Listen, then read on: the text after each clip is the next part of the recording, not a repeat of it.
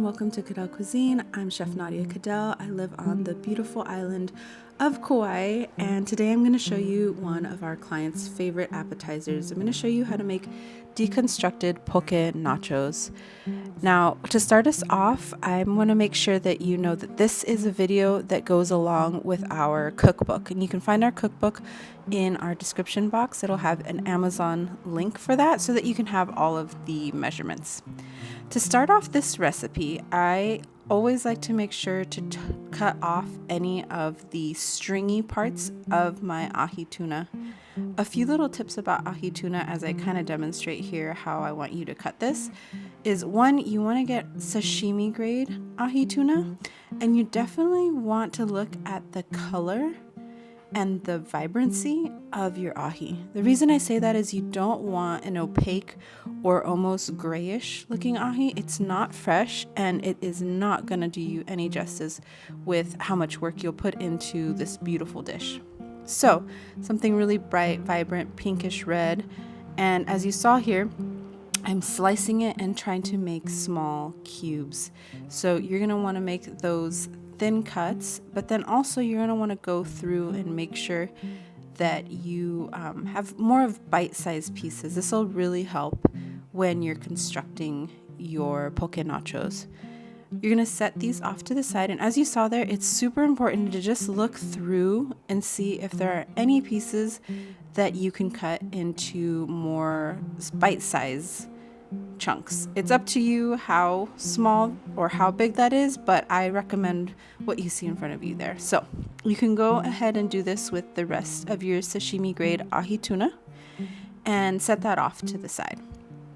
Now in the meantime, we're going to get ourselves ready with a new cutting board, clean ourselves up a little bit, and get going with the poke sauce.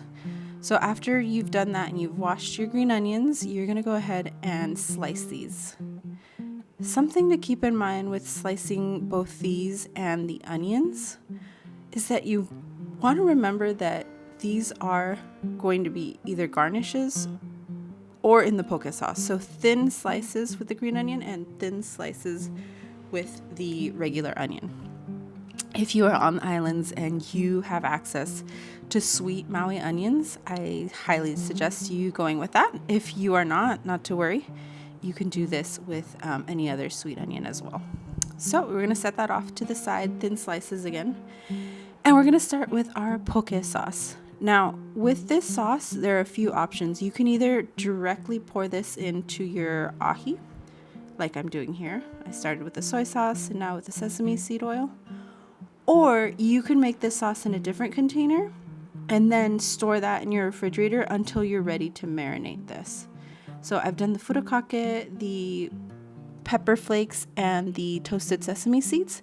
Now I could have done this in a container, and then when I'm ready to host, I can then marinate this together. The reason why you don't want to keep this marinating overnight, or you don't want to marinate it for hours on end, is because it doesn't taste the same as if it was marinated maybe for an hour or two in the refrigerator.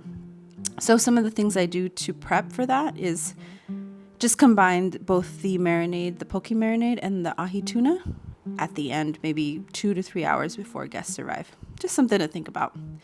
So you're going to incorporate your green onions and your sweet Maui onions or your regular onions. And the really important part about this is just to make sure that every piece of ahi tuna has some sauce. All right, we're going to cover that up. And it's so important that you find a really cold spot in your refrigerator because, again, this is really good, high-quality ahi. So we want to make the best of it and make sure it doesn't hit too much room temperature or heat. Okay, so next, as you saw, I cut these at a diagonal angle. This really helps with the construction of these appetizers. Something to keep in mind is, for me, I love to have a cast iron skillet to use. Also, if you can, wear an apron. The oil can kind of get everywhere. But I love to use a cast iron skillet. If you have one, I highly suggest it just because it holds heat in such a consistent way. It'll really help these wontons to fry evenly and consistently. If you don't, that's okay. The main thing is you want your heat to be at a medium to medium high level, and you don't want to leave these unattended. The reason I say that is it is so easy for these to get overdone. So if you can stay close by, that really helps. Another thing that really helps is having a cooling rack and a baking sheet like you saw. That'll really help them there. Next, I'm going to show you how to do your avocado slices. Now you can do this little trick that my grandpa taught me or my mom taught me. I can't remember exactly, but I've seen this in my family so many times. But this is how we slice and prepare avocados. You can take a spoon and you're going to want to detach it from the skin. I'll show you again. You're going to take your spoon and hug the avocado as close as you can so that it can detach from the skin. And the next thing you want to do is you're going to cut extremely thin slices at a diagonal. This will really help for a consistency with your bite. You'll see at the end how we put these together. All right, we're gonna make our sriracha aioli. Now, you can completely customize this, but you're gonna put your mayonnaise, your sesame seed oil, and your sriracha, and you're just gonna go ahead and mix that. Don't worry too much about the exact flavor because we're gonna be able to change that in just a bit. Again, I stayed close to my frying pan because I don't want these little puppies to burn. Okay, so once I've completely incorporated these flavors, I highly suggest that you taste it just like I did because like for me, I'm adding a little bit more sesame seed oil because you do not want this sauce to be too chunky. You're gonna want this to be able to easily drip over your appetizer. All right, let's get started with plating. Once you have your wonton down, you're gonna wanna thinly separate those slices, 2 to 3 on each one if you can. You can be the judge of your own plate, but this is typically the amount of ahi tuna that I will put on top. And you can kind of play with it a little bit this is some of the reason why you might want to make your cubes smaller just because they're easier.